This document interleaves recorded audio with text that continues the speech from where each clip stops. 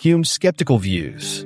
David Hume, the influential 18th century philosopher, offers a profound examination of skepticism in his works, particularly in the final section of his First Inquiry. Hume's exploration raises crucial questions about the nature of doubt and belief, pushing us to consider how skepticism influences our understanding of knowledge. His distinctions among various forms of skepticism provide a nuanced framework that continues to shape philosophical discourse. Hume begins by differentiating between two key concepts: skeptical doubts and skeptical principles. For Hume, skeptical doubts represent a diminished liveliness or energy in one's beliefs. He compares belief to a vibrant idea that energizes our thoughts, while doubt is a muted, less enthusiastic version of this energy.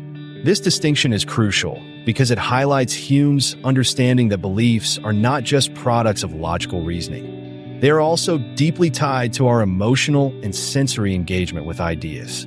In contrast to the Cartesian view, where skepticism is a voluntary act that can be consciously practiced, Hume argues that doubt is influenced by forces largely beyond our control. He acknowledges that while we may desire to investigate or resolve certain questions, skepticism operates on a more complex level, where subconscious factors influence our willingness to either maintain or relinquish beliefs. Hume makes a sophisticated contribution to the discussion of skepticism by identifying three distinct forms of belief. 1. Basic non-conceptual belief. This refers to the inherent tendency to believe in the probability of a matter of fact, based on a vivid idea associated with that fact. 2. Conceptual belief regarding probability. This involves integrating lively ideas into abstract thoughts about possible facts and their likelihoods. 3. Conceptual belief pertaining to truth. This form consists of lively ideas related to the truth of an opinion, measured against some degree of probability. These distinctions underscore Hume's assertion that our epistemic engagements are not simply binary assessments of truth and falsehood. Instead, they exist on a continuum, influenced by our mental states and the liveliness of our ideas. Hume also delves into what he calls skeptical principles, which are doctrines that either deny or diminish the epistemic value of our judgments. Individuals facing skepticism may adopt varied stances, ranging from extreme skepticism, where knowledge is outright denied, to more moderate positions that advocate for a reduction in the strength of one's beliefs. Hume further distinguishes between two key types of skepticism: antecedent skepticism and consequent skepticism. Antecedent skepticism, akin to the method used by Descartes, involves questioning one's faculties before affirming their reliability. Hume critiques this form as psychologically burdensome and ultimately unattainable. In contrast, consequent skepticism emerges after engaging in inquiry, revealing the inherent weaknesses in human cognition. This latter form is deeply rooted in Hume's empirical approach and emphasizes the dynamic relationship between belief and investigation. Hume also addresses the degree and constancy of skepticism. He categorizes skepticism as either excessive, where belief is constantly negated, or moderate, involving more nuanced reductions in belief levels and epistemic value. While excessive skepticism is often dismissed as impractical, Hume regards moderate skepticism as reflective of a just reasoner, someone capable of balancing doubt with reasoned belief. In terms of constancy, Hume acknowledges that skeptical inclinations can vary over time, with our confidence in beliefs wavering based on specific inquiries or reflections.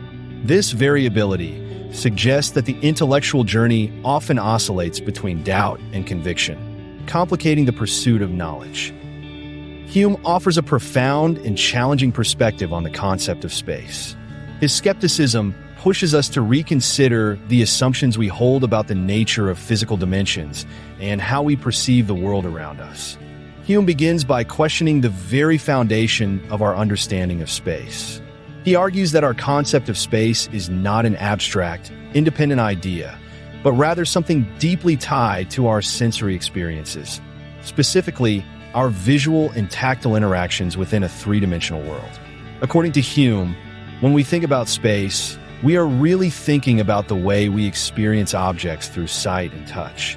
This view parallels John Locke's concept of secondary qualities, such as color and taste, which exist only through the perception of the observer.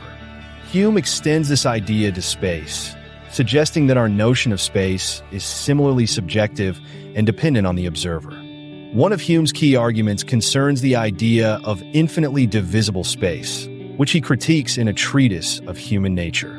He challenges the notion that space can be divided infinitely, arguing that such a concept steps beyond the limits of our sensory experiences. For Hume, the idea of infinite divisibility is an abstraction that lacks grounding in perceived reality. In our everyday experiences, we interact with objects that have finite sizes and dimensions. Thus, the concept of infinite divisibility, while mathematically intriguing, is not practically applicable or comprehensible within our lived experience. Hume further asserts that our understanding of space is fundamentally tied to our senses. He writes, "The idea of space is conveyed to the mind by two senses, the sight and touch. Nor does anything ever appear extended that is not either visible or tangible." In other words, our comprehension of space arises from our interaction with objects that we can see and touch.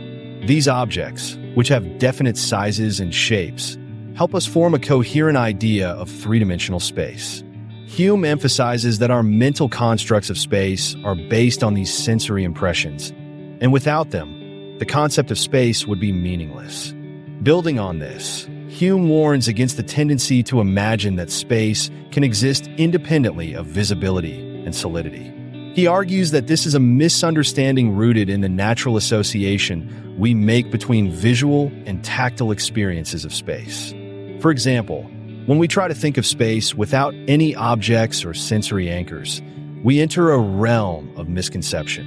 Hume suggests that our imagination can mislead us into believing that space exists as an abstract entity, separate from the physical qualities that give it meaning. Just as he challenges the notion of space as an inherent quality existing independently of human perception, Hume critically examines our understanding of time, suggesting that it too is not an external phenomenon, but rather a construct of our cognitive processes.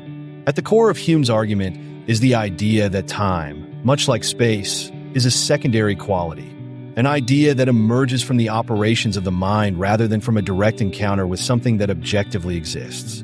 This notion is significant because it challenges the traditional view of time as an absolute dimension that exists independently of human perception. Instead, Hume posits that our understanding of time is shaped by how our minds process and organize sensory experiences.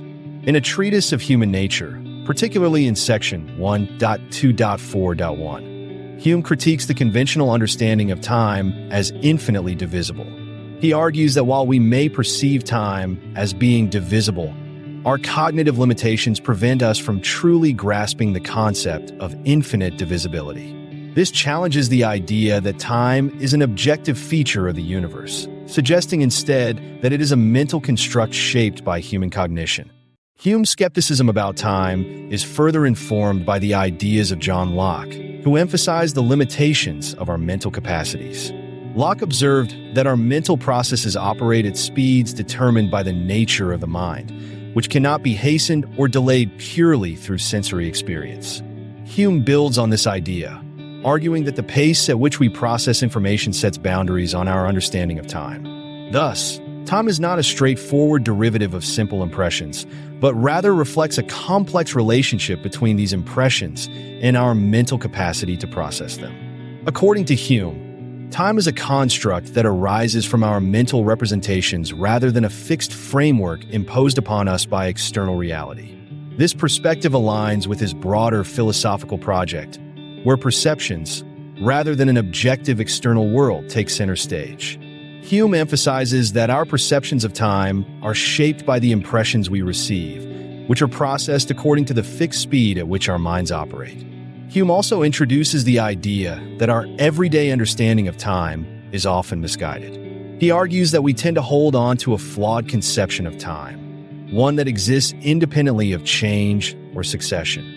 This problematic notion, according to Hume, stems from human psychology, where we might mistakenly consider time as the cause of events rather than recognizing it as an effect that follows from the processes of change and succession. In a treatise of human nature, section 1.2.5.29, Hume illustrates this confusion by arguing that many people conflate the passage of time with the sequence of events.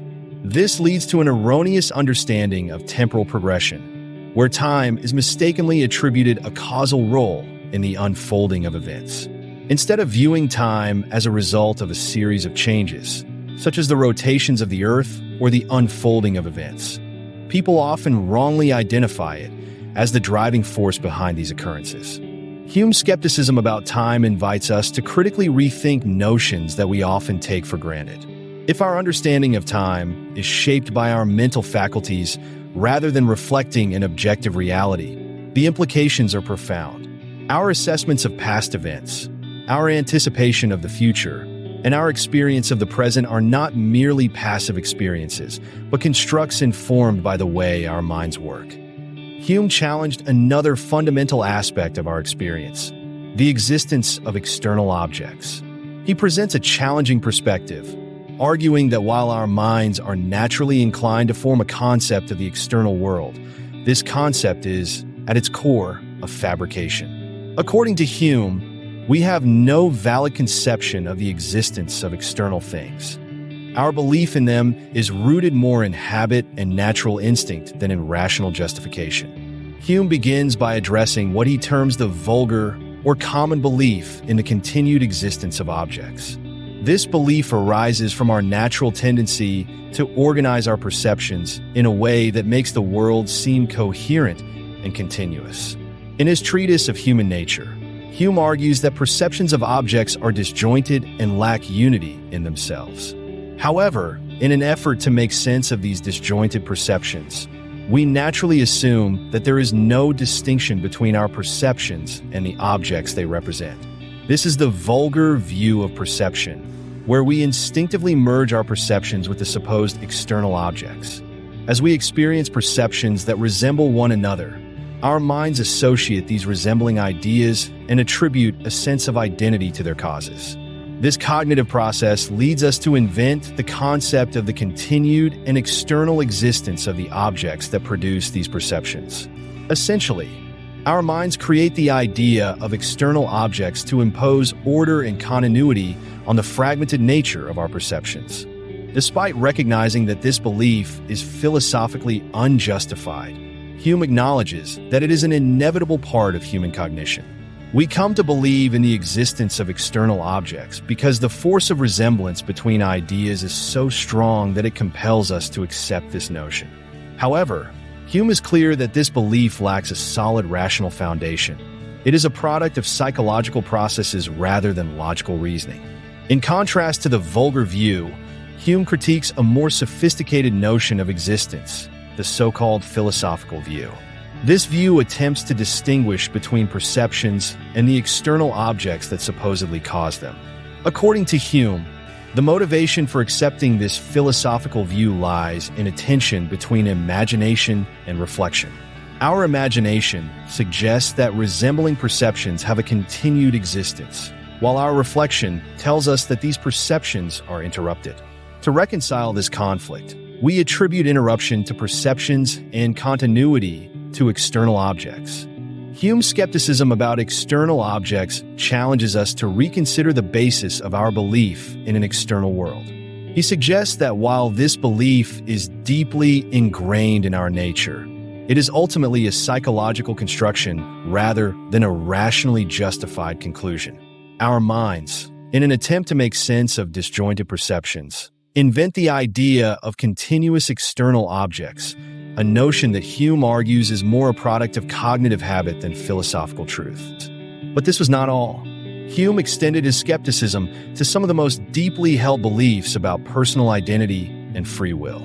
His exploration of these concepts challenges traditional notions and invites us to reconsider how we understand the self and human agency. Hume's skepticism about personal identity begins with the observation that we have no direct experience of a singular, individual impression that we can call the self. According to Hume, When we introspectively examine what we call ourselves, we do not encounter a unified self, but rather a series of fleeting perceptions, such as heat or cold, love or hatred, pain or pleasure. He famously writes, "For my part, when I enter most intimately into what I call myself, I always stumble on some particular perception or other of heat or cold, light or shade, love or hatred, pain or pleasure. I never can catch myself at any time without a perception, and never can observe anything but the perception." Despite this, Hume acknowledges that we still have a concept of personal identity. This idea of self must be accounted for, and Hume suggests that it arises from the associative principles of the mind. The resemblance or causal connection within the chain of our perceptions gives rise to the idea of a continuous self, and memory extends this idea beyond our immediate perceptions. In other words, the mind naturally associates and connects these perceptions, leading us to construct the notion of a persistent self. However, Hume warns against the common mistake of adding the idea of a soul or unchanging substance to reinforce the concept of personal identity. This addition, he argues, is a philosophical error that falsely unifies the self as something more substantial than the mere collection of perceptions it truly is. Turning to the issue of free will and determinism, what Hume refers to as liberty and necessity, Hume defends the position of necessity. He argues that all actions of the will have particular causes, meaning that there is no such thing as an uncaused willful action. For Hume, our actions are consistently linked to prior motivational causes, and these causes have the same causal necessity that we observe in cause-effect relations in the physical world, such as when one billiard ball strikes another and causes it to move. Hume emphasizes that our motives are predictably linked to our actions, much like physical laws govern the interactions of objects. For instance, if someone reported that in a distant country, identical motives led to entirely different actions, we would be skeptical of such a claim. In our everyday lives, whether in business, politics, or personal interactions, we rely on the predictable connection between motives and actions. Hume illustrates this with the example of a prisoner about to be executed. The prisoner assumes that the motivations of the guards and executioner are so fixed that they will carry out the execution without a change of heart. Hume also explains why people commonly believe in an uncaused will. He suggests that this belief stems from a feeling of looseness or indifference when we perform actions, leading some to mistakenly view this as proof of human liberty. In a treatise of human nature, Hume rejects the notion of liberty entirely, arguing that it is incompatible with necessity and, at best, equates to mere chance. However, in his later work, An Inquiry Concerning Human Understanding, Hume adopts a more compatibilist approach. He argues that liberty and necessity can be reconciled if we define liberty as a power of acting or not acting according to the determinations of the will. This definition of liberty does not conflict with the notion of necessity, as it still acknowledges that all human actions are caused by specific prior motives.